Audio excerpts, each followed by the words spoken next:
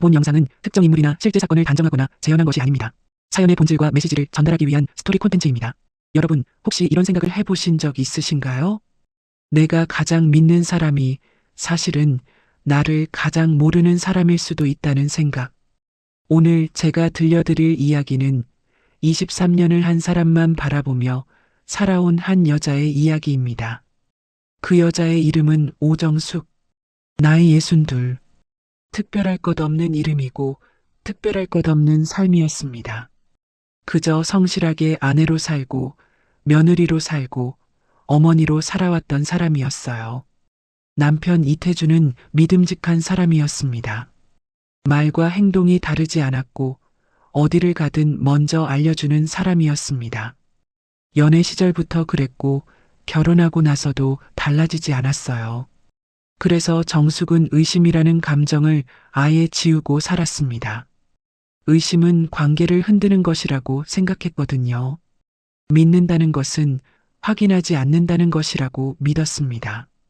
그런데 결혼기념일 그날 그 믿음이 산산이 부서졌습니다. 출장을 간다던 남편이 병원 병실에 있었습니다.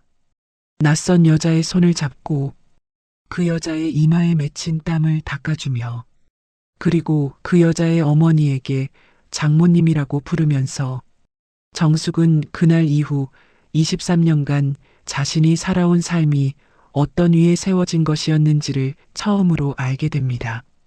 그리고 그것을 알고 난 뒤 그녀가 어떤 선택을 했는지, 어떻게 무너졌고 어떻게 다시 일어섰는지 지금부터 오정숙의 이야기를 시작하겠습니다. 끝까지 함께 해주세요. 1챕터.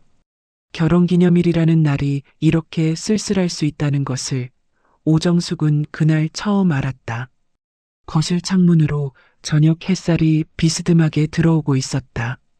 붉은 빛이 감도는 그 빛이 식탁 위에 놓인 두 개의 그릇을 나란히 물들였다.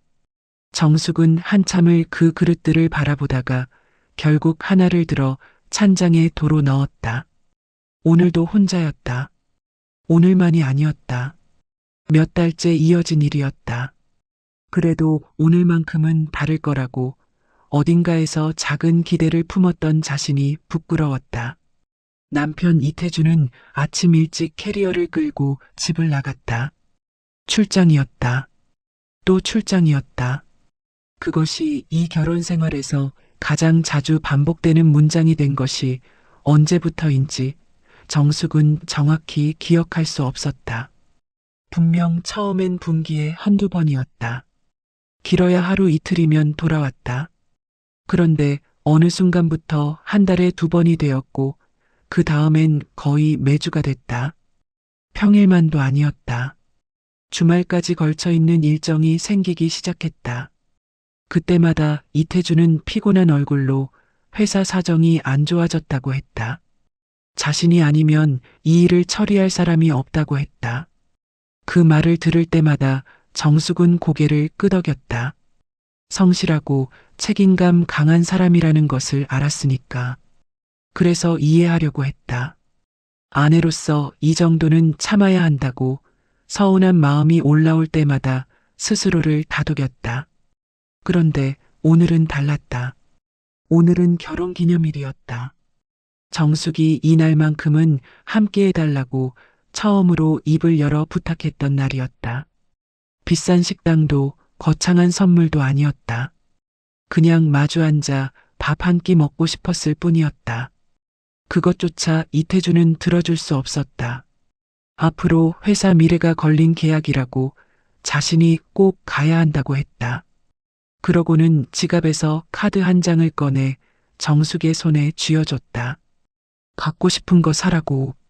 정숙은 그 카드를 받아든 채 한동안 말이 나오지 않았다. 23년의 결혼 생활이 카드 한 장으로 대신될 수 있는 것이라는 듯한 그 몸짓이 말보다 더 많은 것을 말해주고 있었다. 결혼 기념일을 기억하는 사람은 정숙 혼자였던 것이다. 오후가 되자 정숙은 억지로 부엌에 들어가 무언가를 만들기 시작했다. 굳이 먹지 않아도 될 음식이었다. 그냥 손이라도 바쁘게 움직이고 싶었다. 혼자라는 사실을 잊고 싶어서였다. 두부찌개를 끓이다가 불을 껐다. 나물을 무치다가 그릇째 냉장고에 넣었다. 식탁에 앉았다가 다시 일어났다. 혼자서 하는 것들이 하나도 의미 없게 느껴지는 저녁이었다. 창밖에는 어느새 어둠이 내려앉고 있었고 맞은편 아파트 불빛들이 하나둘 켜지기 시작했다. 저 집들 안에도 식탁이 있을 것이다. 저 빛들 안에는 함께 앉아 밥을 먹는 사람들이 있을 것이다.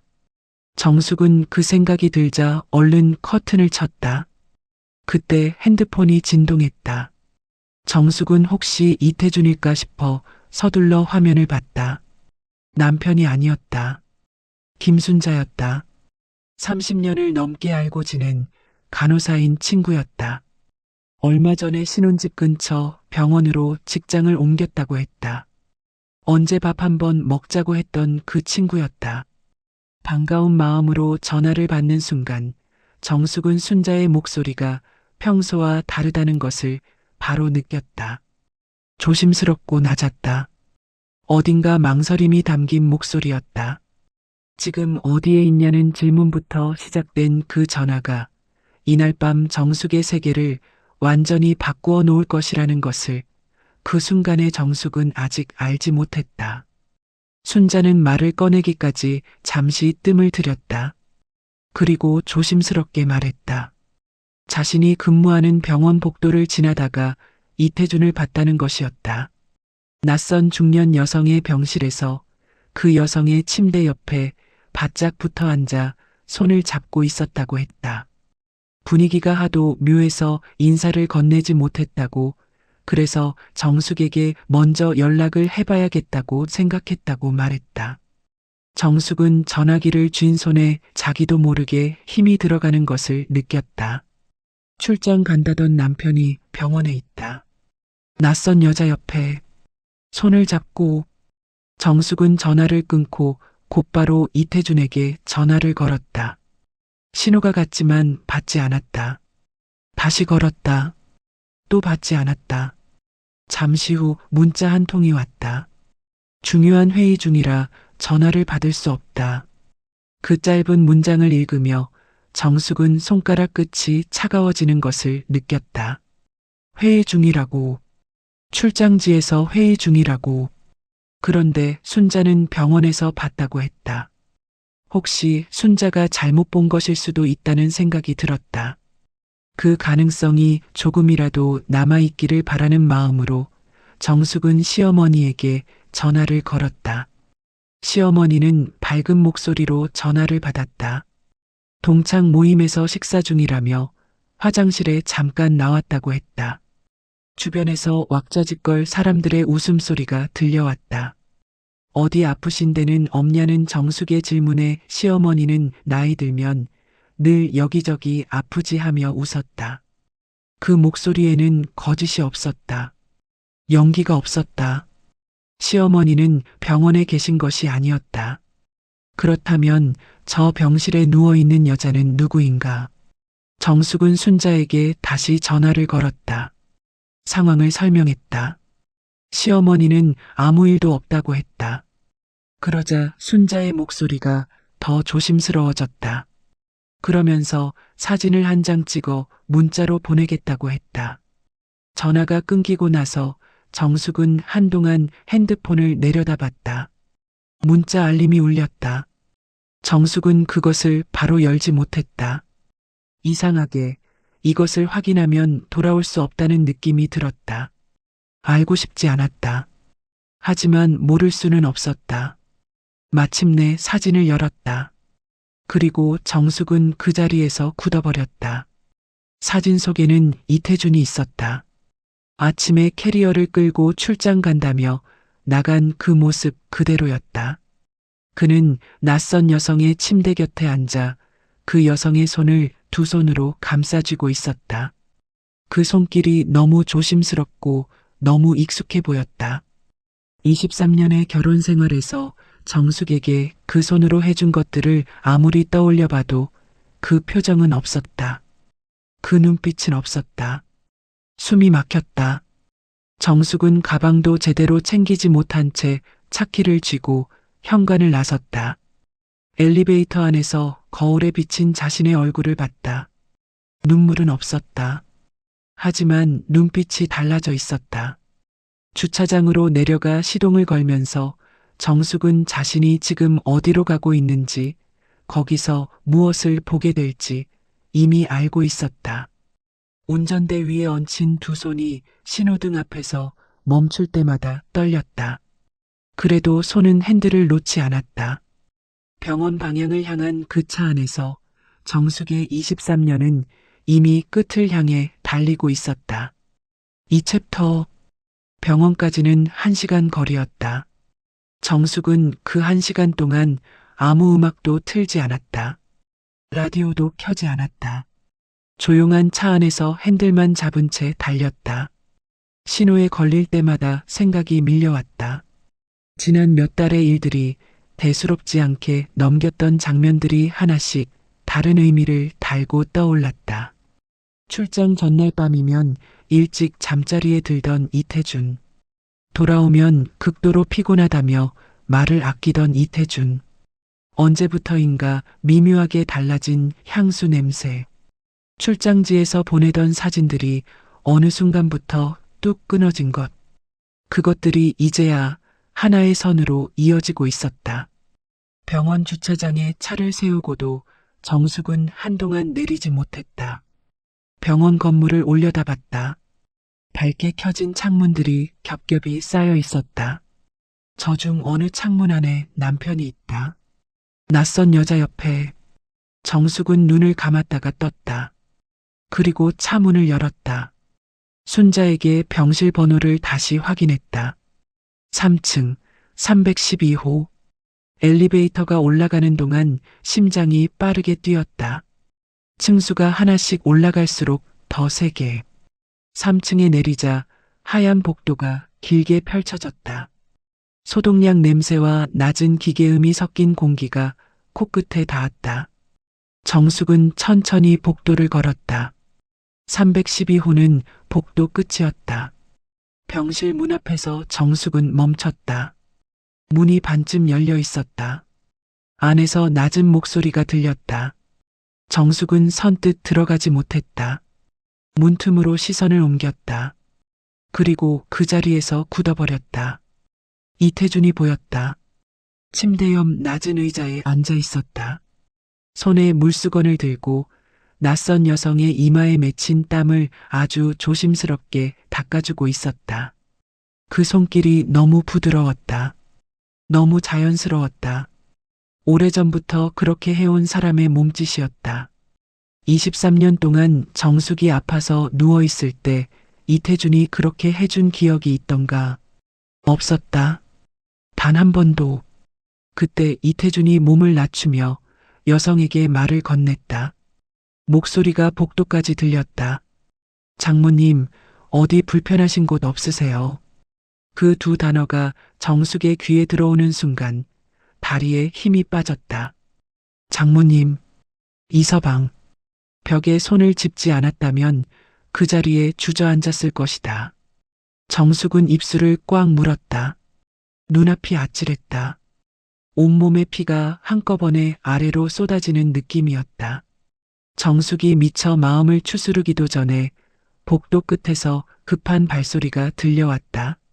하이힐이 바닥을 치는 소리가 점점 가까워졌다. 정숙은 본능적으로 몸을 벽 쪽으로 돌렸다. 한 여자가 빠른 걸음으로 병실 안으로 들어갔다. 그리고 곧바로 엄마 하는 목소리가 터졌다. 그 한마디에 정숙의 심장이 쿵하고 내려앉았다. 이태준의 목소리가 그 여자를 다독이는 소리가 들렸다. 부드럽고 안정적인 목소리였다. 오래된 관계가 아니면 나올 수 없는 그런 차분함이었다. 정숙은 다시 문틈으로 안을 들여다봤다. 그 여자가 이태준의 품에 안겨 울고 있었다. 어깨가 들썩이도록 크게. 이태준은 그 여자의 등을 토닥이며 달랬다. 그 장면이 너무 자연스러워서 정숙은 자신이 보고 있는 것이 현실인지 의심이 들 정도였다. 이 두 사람은 오래전부터 이렇게 해왔다. 이태주는 이 여자에게 이미 다른 남자가 아니었다. 이 여자의 어머니를 장모님이라 부르는 남자였다. 정숙은 병원 밖으로 나왔다. 걷다 보니 뛰고 있었다. 차가운 밤 공기가 얼굴을 때렸다. 주차장 구석에 차를 세워뒀던 곳까지 거의 달려갔다. 차 안에 들어가 문을 잠갔다. 그리고 한참을 그 자리에 있었다. 울지는 않았다. 울 수가 없었다. 너무 큰 충격은 눈물보다 먼저 찾아오는 것 같았다. 그냥 멍했다. 아무 생각도 나지 않았다. 병원 건물을 올려다보니 3층 창문에 불이 켜져 있었다. 저 불빛 아래에서 지금 이 순간에도 이태주는 그 여자의 등을 토닥이고 있을 것이다. 정숙은 주먹을 쥐었다. 손바닥에 손톱이 파고들도록 힘을 줬다. 그리고 한 가지를 결심했다. 이대로 덮고 넘어가지 않겠다고, 모른 척하지 않겠다고, 그리고 절대로 혼자 무너지지 않겠다고. 그 결심이 차 안에서 천천히 자리를 잡는 동안 정숙은 처음으로 떨리는 손을 멈추게 할 수 있었다. 그리고 시동을 걸었다. 오늘 밤은 집으로 돌아가야 했다. 해야 할 일이 생겼으니까. 3챕터. 집에 도착한 것은 밤 11시가 넘어서였다. 정숙은 현관에 들어서면서 가방을 소파에 던지듯 내려놓았다. 그리고 곧장 이태준의 서랍을 열었다. 침실 서랍, 욕실 선반, 겉옷 주머니, 코트 안쪽 주머니까지 하나도 남기지 않고 뒤졌다. 하지만 아무것도 나오지 않았다. 이상할 정도로 깨끗했다. 영수증 한 장 없었다. 메모 쪽지 하나도 없었다. 그 지나친 깔끔함이 오히려 의심을 더 짙게 만들었다. 무언가를 지워온 사람의 흔적이었다. 정숙은 잠을 이루지 못했다. 새벽 2시가 넘었을 때 문득 떠오른 것이 있었다. 시댁 창고였다. 이태주는 결혼 전부터 잘 쓰지 않는 물건들을 시댁 창고에 두는 버릇이 있었다. 총각 시절에 쓰던 물건들, 보관해야 하지만 집에 두기 애매한 것들이 거기 있었다. 왜 거기라고 생각했는지 정숙도 몰랐다. 그냥 그 생각이 들었다. 직감이었다. 다음 날 오전 정숙은 시댁에 아무도 없는 시간을 골랐다. 시아버지 이장섭은 주중 오전에는 늘 골프장에 나가 있었고 시어머니도 그 시간에는 모임이 있다는 것을 알았다. 정숙은 시댁 열쇠를 들고 조용히 문을 열었다. 창고는 뒷베란다 쪽에 있었다. 곰팡이 냄새와 먼지 냄새가 뒤섞인 공간이었다. 오래된 상자들이 겹겹이 쌓여 있었다. 정숙은 손전등을 켜고 이태준의 이름이 적힌 상자들을 하나씩 확인했다. 처음 2개는 헌 책들이었다. 3번째 상자는 군대 시절 물건들이었다. 그리고 4번째 상자. 크지 않은 종이 상자였는데 뚜껑 위에 이태준의 필체로 아무 글자도 쓰여 있지 않았다. 이름도 없고 날짜도 없었다. 정숙은 그 상자를 천천히 열었다. 안에는 사진들이 있었다. 수십 장이었다. 사진 위에 손편지 묶음이 올려져 있었고 그 아래로 영수증과 예약 확인서들이 차곡차곡 쌓여 있었다. 정숙은 먼저 사진을 꺼냈다. 이태준이 있었다. 젊은 이태준이었다. 그리고 그 옆에 한 여자가 있었다. 함께 웃고 있었다. 서로를 끌어안고 있었다. 바다가 보이는 곳에서, 산이 보이는 곳에서, 식당에서, 카페에서 사진의 수가 너무 많았다. 이것은 짧은 관계가 아니었다. 편지를 읽기 시작했다. 정숙의 눈이 빠르게 줄을 따라갔다. 2 사람이 5년 가까이 만났다는 것을 알게 됐다. 단순한 연인이 아니었다. 결혼을 전제로 만났고 양가 부모님께 사위와 며느리로 인사를 드렸다.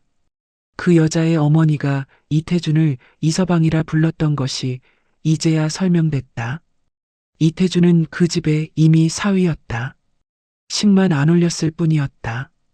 편지들의 마지막 즈음에서 정숙은 이별의 흔적을 발견했다. 먼저 이별을 고한 것은 그 여자였다. 미안하다는 말과 함께할 수 없다는 짧은 문장들. 이태준의 답장에는 무너지는 사람의 절박함이 담겨 있었다. 정숙은 영수증의 날짜를 확인했다. 손이 멈췄다. 여행 영수증들의 날짜가 이태준의 출장이 갑자기 잦아지기 시작한 시점과 정확히 겹쳤다. 출장이라고 했던 그 날들이 사실은 이 여자와 함께한 날들이었다. 정숙은 천장을 올려다봤다. 그리고 다시 사진을 들었다. 그 여자의 얼굴을 자세히 들여다봤다. 그러다 어느 순간 손이 멈췄다. 이 여자와 자신이 닮았다는 생각이 들었다. 눈매가 닮았다. 웃을 때의 입꼬리가 닮았다. 전체적인 인상이 묘하게 겹쳤다. 그 순간 결혼 전 이태준의 친구 한 명이 정숙을 처음 보고 당황한 표정으로 누군가와 많이 닮았다고 했다가 웃어넘겼던 기억이 성강처럼 떠올랐다. 정숙은 모든 사진과 편지, 영수증을 휴대전화 카메라로 꼼꼼하게 찍었다. 한 장도 빠뜨리지 않았다. 상자를 다시 닫고 제자리에 돌려놓았다. 창고 문을 잠그고 시댁을 나왔다. 차에 타는 순간 온몸에서 힘이 빠지는 느낌이 들었다. 정숙은 차 안에서 한동안 꼼짝도 하지 않았다. 그리고 소리 없이 울었다. 오래, 오래 울었다. 자신이 23년간 믿어왔던 사람에 대한 것이 아니라 그 23년을 살아온 자신을 위해서. 그것이 끝나고 나자 눈물이 뚝 멈췄다. 그리고 정숙은 핸드폰을 들어 전화를 걸었다. 이혼 전문 변호사의 번호였다. 4챕터. 변호사 사무실과의 첫 상담은 다음 날 오전 10시에 잡혔다. 이혼 전문 변호사 최지우는 40대 중반의 조용한 인상을 가진 사람이었다. 정숙이 자리에 앉아 준비해온 휴대전화를 내밀었을 때 그는 말없이 사진들을 하나씩 넘겨봤다. 사진, 편지 내용, 영수증, 날짜 모두 확인한 뒤 최지우는 작은 노트에 무언가를 적으며 말했다. 불륜 입증 자료로 충분히 쓸 수 있는 수준이라고. 그리고 상간녀 소송과 이혼 위자료 청구를 동시에 진행할 수 있다고 설명했다. 정숙은 그 말을 들으며 한 번도 흔들리지 않았다. 울지도 않았다. 그 모습을 보며 최지훈이 조용히 말했다. 많이 힘드실 텐데 단단하신 분이시네요. 정숙은 아직 실감이 안 나는 것 같다고만 했다. 상담을 마치고 나오는 길에 정숙의 핸드폰이 울렸다. 순자였다. 이태준과 그 여자가 아직 병원에 있다고 했다. 그 여자의 어머니가 담당 의사 문제로 병원을 쉽게 옮기지 못하는 상황이라고도 했다. 그 말을 들으며 정숙은 걸음을 멈추고 잠시 생각했다. 그리고 한 가지를 결심했다. 정숙은 미용실로 갔다. 오랫동안 길러온 머리카락이었다. 23년 동안 이태준이 좋아한다고 해서 계속 기른 머리였다. 가위를 든 미용사가 얼마나 자를 거냐고 물었다. 정숙은 거울을 한참 보다가 짧게 잘라달라고 했다. 어깨 위로. 가위질이 시작됐다. 잘려나가는 머리카락이 바닥으로 떨어졌다. 정숙은 거울에서 눈을 떼지 않았다. 가위질이 이어질수록 거울 속의 자신이 달라 보였다. 그 여자와 닮은 자신의 모습이 조금씩 낯선 사람으로 바뀌어 갔다. 그것이 이상하게 후련했다. 미용실을 나온 뒤 정숙은 화장도 바꿨다. 평소보다 선이 뚜렷하게. 그리고 옷도 골랐다. 차분한 색이었지만 실루엣이 분명한 것으로. 거울을 보며 확인했다. 예전의 자신이 아니었다. 그것으로 충분했다. 그러고는 봉투를 챙겼다. 이혼 서류 초안과 증거 자료 목록. 그것들을 봉투 안에 담고 차에 올랐다. 병원으로 향하는 길은 이틀 전과 달랐다. 그때는 떨리는 손으로 핸들을 잡고 달렸다. 지금은 달랐다. 두 손이 안정적으로 핸들 위에 얹혀 있었다. 병원 주차장에 차를 세우고 내리면서 정숙은 심호흡을 한 번 했다. 한 번이면 충분했다. 3층 복도에 올라서면서 정숙은 선글라스를 꺼내 썼다. 그리고 312호 병실 문을 손으로 밀었다. 망설임 없이 안으로 들어서는 순간 선글라스를 천천히 벗었다. 이태준과 그 여자가 나란히 앉아 있었다. 두 사람이 정숙을 봤다. 이태준의 얼굴이 하얗게 질렸다. 그 여자의 눈이 커졌다. 침대에 누워있던 그 여자의 어머니가 천천히 정숙을 바라봤다. 병실 안의 공기가 한순간에 얼어붙었다. 이태준이 먼저 반응했다. 당황한 목소리로 어떻게 여기를 알고 왔냐고 물으며 정숙 쪽으로 다가왔다. 정숙은 그 손을 단호하게 뿌리쳤다. 그리고 침대에 누운 여성을 바라보며 자신이 누구인지를 또렷하게 말했다. 저는 여기 있는 분이 바람 피우고 있는 남자의 아내입니다. 그 말이 병실 안에 떨어지는 순간 공기가 완전히 달라졌다. 그 여자의 어머니가 숨을 들이켰다. 그 여자가 자리에서 벌떡 일어났다. 그 여자가 언성을 높이며 달려들자 정숙은 한 발짝도 물러서지 않았다. 그리고 오른손으로 그 여자의 뺨을 세게 때렸다. 짝 하는 소리가 병실 안에 울렸다. 이어서 제지하려고 손을 뻗는 이태준의 뺨도 같은 손으로 쳐냈다. 복도를 지나던 사람들이 발걸음을 멈추고 고개를 돌렸다. 정숙은 흔들리지 않았다. 봉투를 꺼내 탁자 위에 내려놓으며 말했다. 증거는 다 있어. 이혼 절차 들어갈 거니까 그렇게 알아. 그리고 몸을 돌려 병실을 나왔다. 아무도 붙잡지 않았다. 5챕터.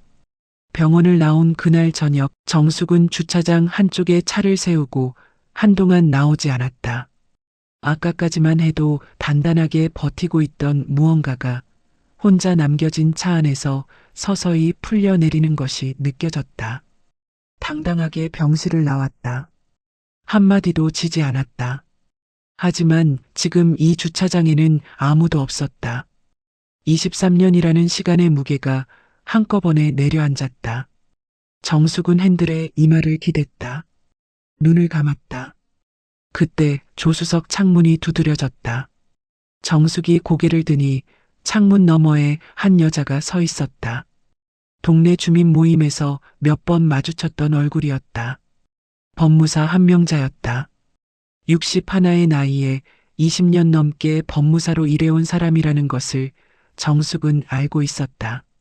명자는 조심스럽게 차 문을 열어도 되겠냐고 물었다. 정숙이 잠금을 해제했다. 명자는 순자에게 연락을 받았다고 했다. 오늘 일을 듣고 걱정이 됐다고. 그러면서 아무 말도 하지 않아도 된다고 먼저 말했다. 정숙 옆에 조용히 앉아 있었다. 말이 없었다. 그냥 거기 있었다. 그 침묵이 오히려 정숙의 마음을 흔들었다. 정숙은 자신도 모르게 입을 열었다. 처음부터 끝까지 다 이야기했다. 출장이 잦아지던 것, 창고에서 발견한 상자, 사진과 편지들, 그리고 자신이 그 여자의 대체품이었을지도 모른다는 것까지. 명자는 끊지 않고 들었다. 모든 이야기가 끝나자 명자가 말했다.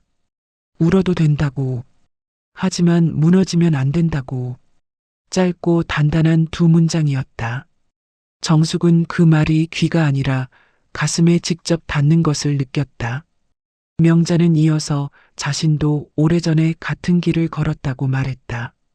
처음엔 세상이 끝난 줄 알았다고. 그런데 끝이 아니었다고. 혼자 서는 것이 불행이 아니라 자유일 수 있다는 것을 이혼하고 나서야 처음 알았다고 했다. 그날 밤 명자는 정숙을 변호사 최지훈과 연결해주며 시아버지 이장섭과 친정아버지 오인복 사이의 사업 관계가 법적 협상에서 중요한 카드가 될 수 있다고 귀띔해줬다. 최지훈도 같은 분석을 내놓았다. 이 구조라면 시댁 측에서 합의를 서두를 가능성이 높다고. 정숙은 그 말을 들으며 처음으로 자신에게 유리한 패가 있다는 것을 실감했다. 다음 날 이태준이 집으로 돌아왔다. 정숙과 눈이 마주치자 그는 말을 잃었다. 소파에 짐을 내려놓은 채 아무것도 못했다. 정숙은 그런 이태준을 바라보다 조용히 침실로 들어갔다. 미움도 분노도 아니었다. 완전한 거리감이었다. 이 사람이 더 이상 자신의 세계에 속한 사람이 아니라는 것이 이제는 선명하게 느껴졌다. 시어머니가 연락해왔다. 처음에는 며느리를 달래는 목소리였다. 오해가 있는 것 같다고 한번 만나서 이야기하자고 했다. 정숙은 이미 법적 절차에 들어갔다고 말했다. 그 순간 전화기 너머가 조용해졌다. 잠시 후 시어머니의 목소리가 낮아졌다. 이장섭 씨와 오인복 씨 사이의 관계를 떠올리는 침묵이 전화기 너머에서 느껴졌다. 협의 자리가 처음 마련된 날, 이태준은 변호사와 함께 왔다. 시댁은 조용히 마무리하고 싶다는 의사를 드러냈다. 하지만 정숙의 변호사가 상간녀 소송 서류를 꺼내는 순간 협상 테이블의 분위기가 바뀌었다. 이태준의 얼굴에 당황한 기색이 역력했다.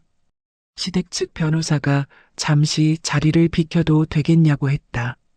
정숙은 그 모습을 보며 자신이 혼자가 아니라는 것을 실감했다. 정숙은 그 자리에서 단 한 번도 흔들리지 않았다. 울지 않았다. 억울함이나 복수심으로 버틴 것이 아니었다. 자신이 마땅히 받아야 할 것을 받겠다는 조용한 의지였다. 협상을 마치고 건물을 나서며 정숙은 처음으로 가볍다는 느낌을 받았다. 주차장에서 핸들에 이마를 기댔던 밤과 지금 이 발걸음은 달라도 너무 달랐다. 협상 시작 3주 후 합의가 이루어졌다. 시댁이 제시한 위자료 숫자를 확인했을 때 최지훈이 조용히 고개를 끄덕이며 상당한 금액이라고 말했다. 상간녀 소송에서도 박미선 측은 증거 앞에서 결국 합의 쪽으로 방향을 틀었다. 이혼 서류에 도장을 찍는 날 정숙은 법원 복도 창문 밖의 하늘을 잠시 바라봤다. 23년이 종이 한 장 위에서 정리됐다. 허망하다는 생각보다는 이 무게를 더 이상 혼자 들고 가지 않아도 된다는 가벼움이 먼저 왔다. 명자와 순자가 법원 앞에서 기다리고 있었다. 세 사람은 말없이 팔짱을 끼고 걸었다. 점심을 먹으러 들어간 작은 식당에서 정숙이 오래간만에 밥 한 공기를 온전히 비웠을 때 순자가 눈물을 닦았다. 6챕터 이혼 이후 처음 맞이하는 아침들은 낯설었다. 이태준이 없는 집은 조용했다. 그 조용함이 외로움인지 평온함인지 처음에는 구분이 가지 않았다. 정숙은 매일 아침 1시간씩 동네를 걷는 것을 습관으로 만들었다. 걷는 동안 아무것도 생각하지 않으려 했다. 그냥 걸었다. 발밑에 닿는 땅을 느끼고 공기를 들이마시고 지나치는 가게들의 간판을 눈으로 읽으며 걸었다. 어느 날 골목 어귀에서 발이 멈췄다. 작은 꽃집이었다. 꽃집 앞에 서서 창문 안을 들여다봤다. 좁지 않은 공간에 화분들이 빼곡하게 놓여 있었다. 알록달록한 색들이 창문 유리를 통해 비쳐나왔다. 꽃집 안에서 노씨 할머니가 물뿌리개를 들고 천천히 움직이고 있었다. 정숙과 눈이 마주치자 할머니는 손짓으로 들어오라고 했다. 안으로 들어가자 꽃 냄새가 폐 가득 들어찼다. 노씨 할머니는 정숙의 얼굴을 한번 보더니 아무것도 묻지 않고 작은 화분 하나를 내밀었다. 제라늄이었다. 집에서 키우기 쉬운 꽃이라고만 했다. 정숙이 그 화분을 받아들고 나오는데 이상하게 손에 온기가 느껴졌다. 집에 와서 창가에 올려두니 작지만 선명한 색이 창가를 밝혔다. 오랫동안 잊고 있던 무언가가 조금씩 열리는 느낌이었다. 일주일 후 제라늄에서 새 잎이 돋아났다. 정숙은 그것을 발견하던 아침에 한동안 화분 앞에 서 있었다. 살아있는 것들은 물과 햇빛과 시간이 있으면 반드시 자란다. 그 당연한 사실이 그날 아침에는 왜인지 새로운 말처럼 들렸다. 정숙은 꽃집을 다시 찾아갔다. 이번에는 화분을 사러 가는 것이 아니었다. 할머니에게 일을 도와도 되겠냐고 물었다.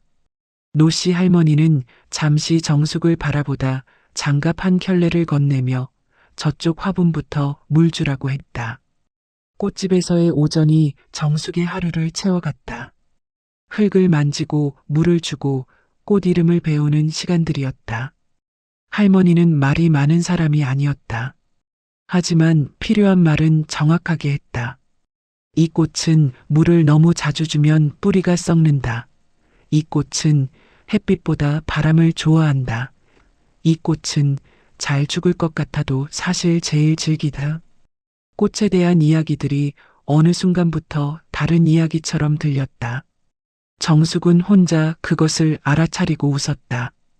어느 저녁 딸 이수아가 꽃집에 들렀다.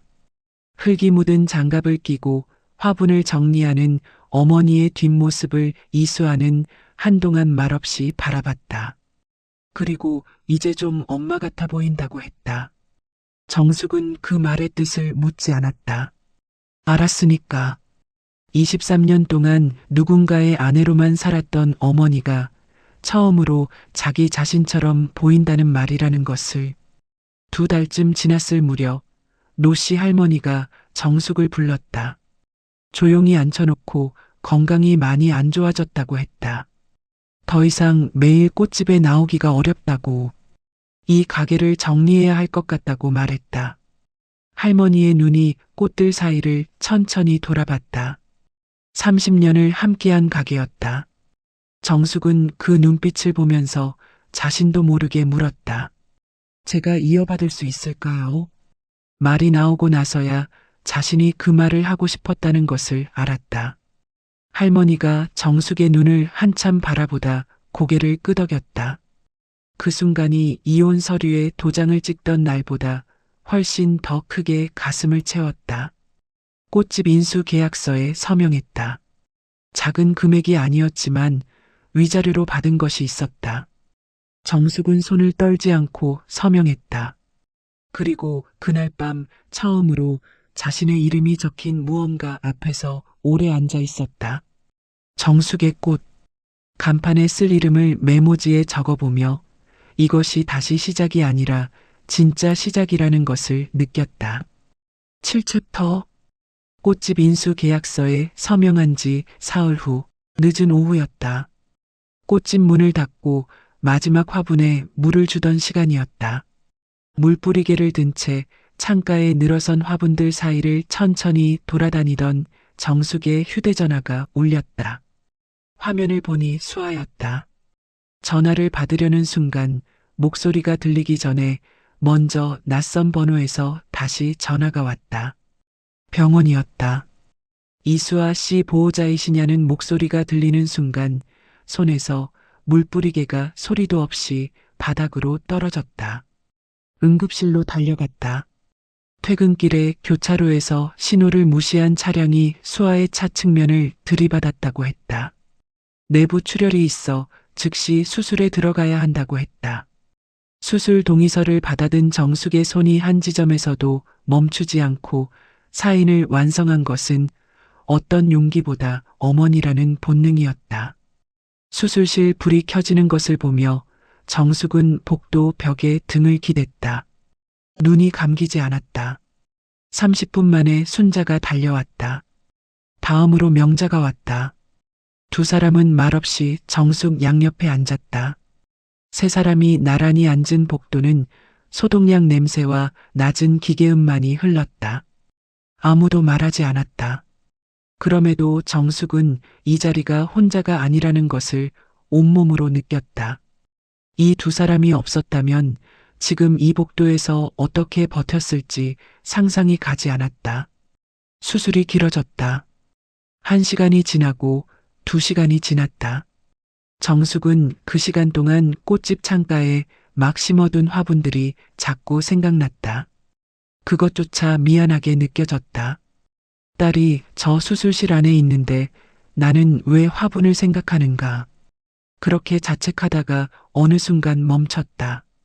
이것이 내가 새로 시작하려 했던 삶이라는 것을 수아도 알고 응원해줬다는 것을, 그래서 지켜내야 한다는 것을.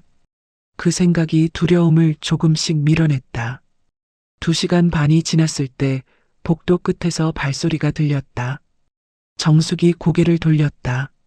이태준이었다. 그의 얼굴에는 처음 보는 종류의 공포가 담겨 있었다. 그는 정숙과 눈이 마주치자 무슨 말을 꺼내려 입을 열었다가 닫았다. 정숙은 고개를 돌리지 않았다. 자리를 피하지도 않았다. 그저 수술실 문을 바라봤다. 이태준은 멀찍이 복도 반대편 의자에 앉았다. 두 사람 사이의 거리가 말보다 더 많은 것을 설명했다. 수술이 끝나고 의사가 나왔다. 상태가 위중하지만 고비는 넘겼다는 말에 정숙은 긴 숨을 내뱉었다. 중환자실 창문 너머로 기계에 연결된 채 누운 수아의 얼굴을 마주했다. 창문에 손을 짚었다.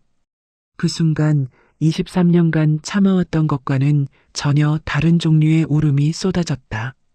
참을 수가 없었다. 소리가 났다. 복도에 퍼졌다. 순자와 명자가 양옆에서 등을 쓸었다. 수아야, 엄마 여기 있어. 유리 너머를 향해 속으로 계속 말했다. 복도 저쪽에서 이태준이 자리에서 일어나 두 손을 꽉 쥔 채 고개를 숙이고 있었다. 정숙은 그것을 보지 않았다. 볼 여유가 없었다. 그날 밤 정숙은 중환자실 앞 대기 의자에서 새벽을 맞이했다. 뜬 눈이었다. 손을 모아 빌었다. 이 아이만은 절대 잃을 수 없다고. 그 간절함이 두려움을 이기는 유일한 힘이었다. 수술 이틀 후 의사가 수아의 상태가 예상보다 빠르게 안정되고 있다고 전해왔다. 정숙은 그 말을 들은 자리에서 한동안 일어나지 못했다. 자판기 커피 한 잔을 손에 쥐고 창밖의 햇빛을 바라봤다. 며칠 만에 처음으로 빛이 보이는 것 같았다. 이태준이 정숙에게 잠깐 이야기를 나눌 수 있겠냐고 청해온 것은 수아가 일반 병실로 옮겨진 날 오후였다. 정숙은 긴 침묵 끝에 병원 내 작은 정원으로 자리를 옮겼다. 두 사람이 벤치에 마주 앉았다. 이태준은 처음으로 변명 없이 말했다. 모든 것이 자신의 잘못이었다고. 정숙을 사랑하지 않았던 것은 아니지만 미선을 제대로 정리하지 못한 채 결혼한 것이 이 모든 일의 시작이었다고. 낮고 떨리는 목소리였다. 정숙은 끊지 않고 들었다. 이태준의 말이 끝났을 때 정숙은 아무런 분노도 눈물도 없이 말했다. 이제는 그 이야기가 고통이 아니라 그냥 지난 일로 느껴진다고. 그 담담함이 이태준에게 어떤 책망보다 깊게 박히는 것 같았다. 정숙은 자리에서 일어나기 전 한 가지만 부탁했다. 수아 앞에서만큼은 아버지로 존재해달라고. 그것이 지금 자신이 이태준에게 할 수 있는 유일하게 진심 어린 말이라고. 8챕터. 수아가 눈을 제대로 떴을 때 첫 마디는 엄마였다.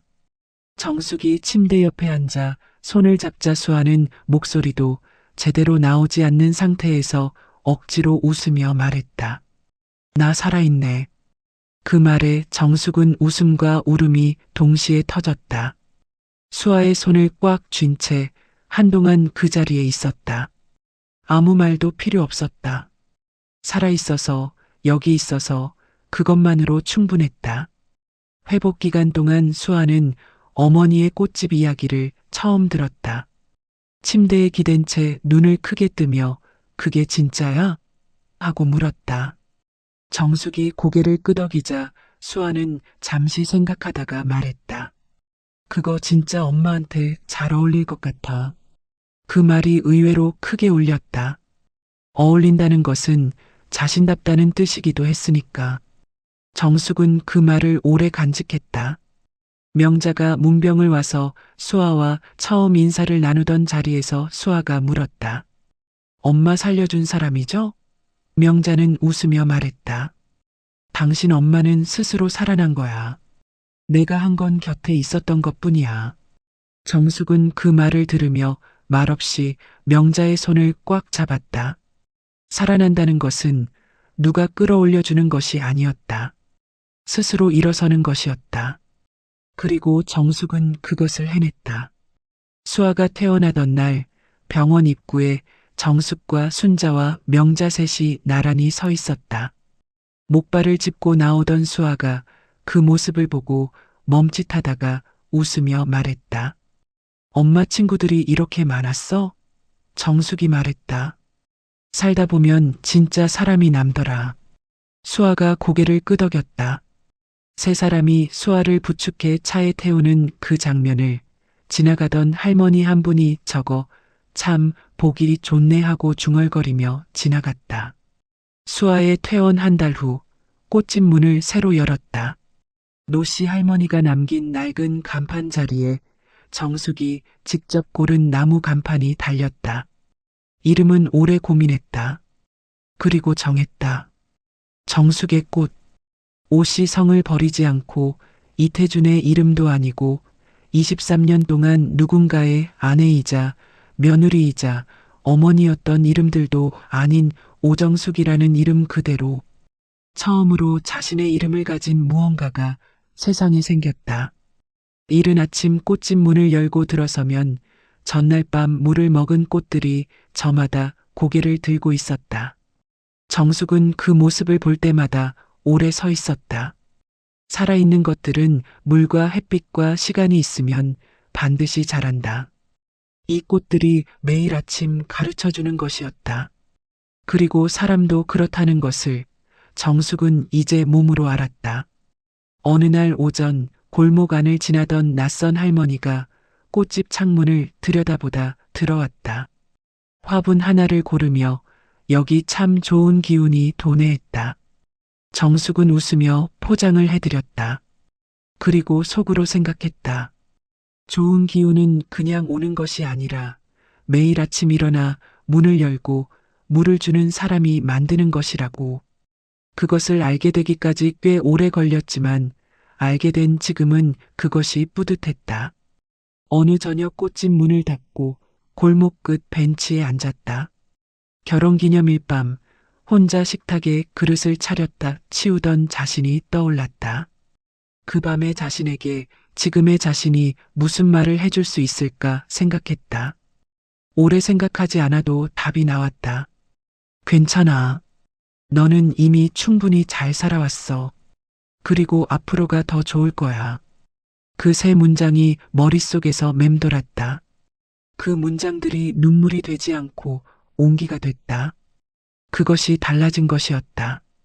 이태준은 수아를 통해 가끔 안부를 전해왔다.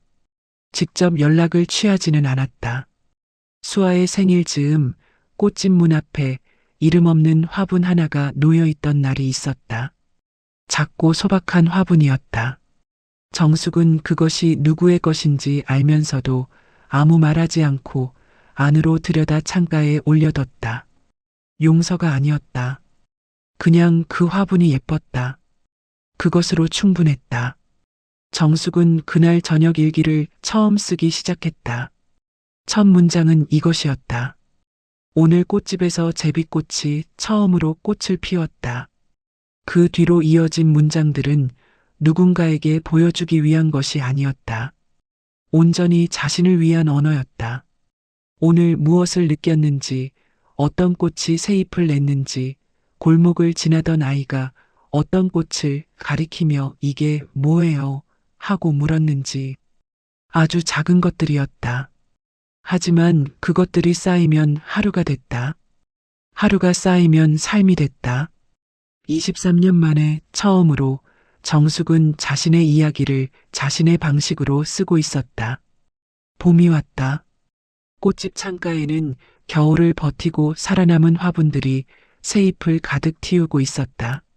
정숙은 그 화분들 사이를 천천히 돌아다니며 하나씩 살폈다. 어떤 꽃은 겨울 동안 거의 죽은 것처럼 보였는데 가장 먼저 싹을 틔웠다. 어떤 꽃은 내내 멀쩡해 보였는데 봄이 와서야 꽃을 피웠다. 꽃집 문을 여는 정숙의 얼굴에는 억지로 만든 것이 아닌 진짜 표정이 담겨 있었다. 다시 시작하는 사람의 얼굴이 아니었다. 마침내 자기 자신으로 살아가기 시작한 사람의 얼굴이었다. 이것이 정숙의 봄이었다. 그 봄은 누가 갖다 준 것이 아니었다. 매일 아침 일어나 문을 열고 물을 준 사람이 스스로 만들어낸 봄이었다. 오정숙의 이야기가 여기서 마무리됩니다. 그녀는 지금도 매일 아침 꽃집 문을 엽니다. 혼자서. 그리고 물뿌리개를 들고 화분들 사이를 천천히 돌아다닙니다. 어떤 꽃은 간밤에 새잎을 틔웠고 어떤 꽃은 오늘도 조용히 자기 자리를 지키고 있습니다. 정숙은 그 꽃들 사이에서 처음으로 자기 자신이 된 사람의 얼굴을 하고 있습니다. 오늘 이 사연에서 제가 여러분께 딱 한 가지를 전하고 싶습니다. 믿음과 확인은 다른 것이 아닙니다. 정숙이 23년 동안 남편을 믿은 방식은 확인하지 않는 것이었습니다. 의심하면 관계가 흔들린다고 생각했습니다. 예민한 사람이 되고 싶지 않았습니다. 그래서 마음속 불편함이 올라올 때마다 스스로를 설득했습니다. 괜찮을 거야. 내가 과민한 거야. 그이는 그런 사람이 아니야. 하지만 그 불편함은 이유 없이 오지 않았습니다. 직감은 거짓말을 하지 않습니다. 그 작은 신호들을 무시하는 것이 배려가 아니었습니다. 자신을 잃어가는 것이었습니다. 진짜 믿음은 눈을 감는 것이 아닙니다. 눈을 뜨고 바라봐도 흔들리지 않는 것, 그것이 믿음입니다. 그리고 만약 눈을 뜨고 바라봤을 때 흔들린다면 그것은 믿음이 아니라 외면이었던 것입니다. 여러분, 지금 마음속에 작은 불편함이 있으신가요? 설명하기는 어렵지만 뭔가 이상하다는 느낌. 그 감정을 무시하지 마세요. 그것은 여러분 안에 가장 솔직한 목소리입니다. 그 목소리에 귀를 기울이는 것, 그것이 자신을 지키는 첫 번째 방법입니다. 정숙은 늦었지만 들었습니다. 그리고 일어섰습니다. 머리를 자르고 증거를 모으고 문을 열고 걸어 들어갔습니다. 쓰러지지 않았습니다. 그녀가 강해서가 아니었습니다. 더 이상 잃을 것이 없다고 느꼈을 때 사람은 비로소 자기 자신으로 돌아온다는 것을 몸으로 배웠기 때문이었습니다. 오정숙의 봄은 누가 갖다 준 것이 아니었습니다. 매일 아침 일어나 문을 열고 물을 준 사람이 스스로 만들어낸 봄이었습니다. 여러분도 그럴 수 있습니다. 오늘 사연 끝까지 함께 해주셔서 진심으로 감사드립니다. 이 이야기가 조금이라도 마음에 닿으셨다면 구독과 좋아요 한 번씩 눌러주세요. 여러분의 구독과 좋아요 하나하나가 이런 이야기를 계속 전할 수 있는 힘이 됩니다.